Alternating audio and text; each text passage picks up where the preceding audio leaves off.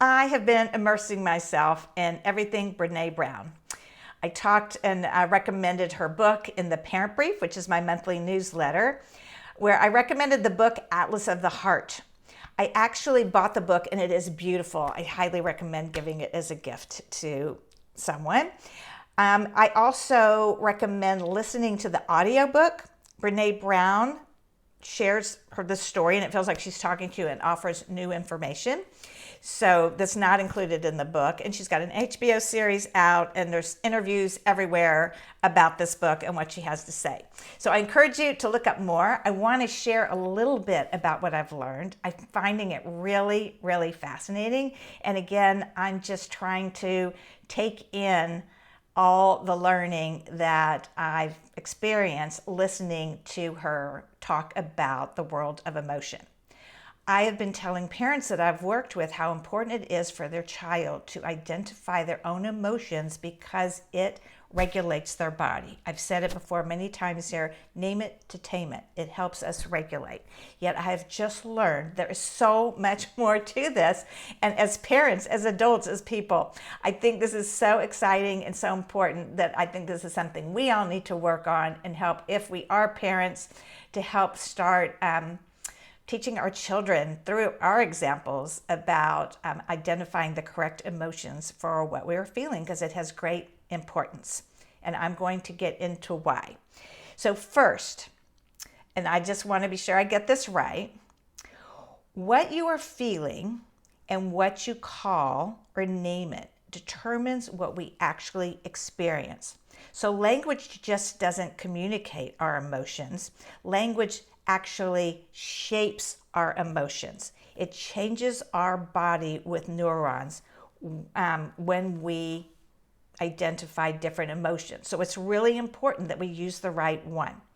So if we use the wrong one, it can throw our body in a whole different direction of which it's not beneficial for us. I'll give you an example right now. In the book, she classifies different emotion words, but then she defines them very specifically so we can learn and differentiate what they actually mean, because sometimes we are using them incorrectly. So for example, she talks about overwhelm and stress. When we say we're overwhelmed, we just feel like there's too much going on in our world and we really almost can't manage. She said what she usually or used to do would be to talk to her kids, for example, and break it down. Okay, let's work on this overwhelm. What do we need to do? How can we break it down? How can we schedule it out? Where she said that is entirely wrong. The antidote to overwhelm is nothingness. We need to stop, take a walk, just really don't do any mind work. We need to do nothing. That is very different than when we feel stress.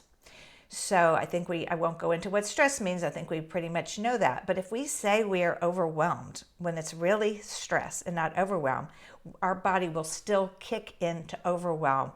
And it's just not healthy for our bodies, and it's putting us in a direction that is not helpful for us. So I think that's really important. Now, at the same time, when we can address even positive emotions, we may want to replicate those and do more of it and seek it out. So for example, the difference between wonder and awe. We've all seen that beautiful sunset or had that moment after childbirth and we're looking at our new baby where we are in awe and we're just sitting there in the moment having these beautiful feelings. And I think just awe says it all. Versus wonder. Sometimes we sit and wonder, but wonder is different in that it causes us it implies curiosity and wanting to learn more, and there is an action that often follows wonder, where with awe, we're just in the moment. So I think you can tell how important this is in naming it. We name it, tame it, I say it all the time. Name it to tame it, that is calms our nervous systems, and we don't want to use words that are going to lead us in a direction that are not helpful or healthy for us. Now, that's also interesting. Her major premise is that when we use language correctly and we communicate well and people communicate clearly to us, we will respond in the appropriate way and it helps us build deeper connection. So let me give you one more example. She talked about an example between embarrassed and shame. If I were to call a good friend and they said, oh my gosh, I had this moment of shame that I want to share with you, I am going to react very differently than if I call a friend and say, oh my gosh, I had this embarrassing moment that I have to tell you about.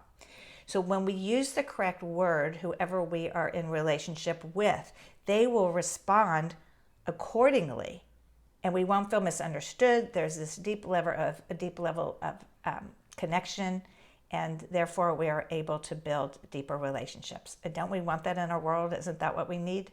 So we can cultivate deeper relationships and connections through naming our emotions more specifically, and it also helps our body because our language shapes our response in our bodies.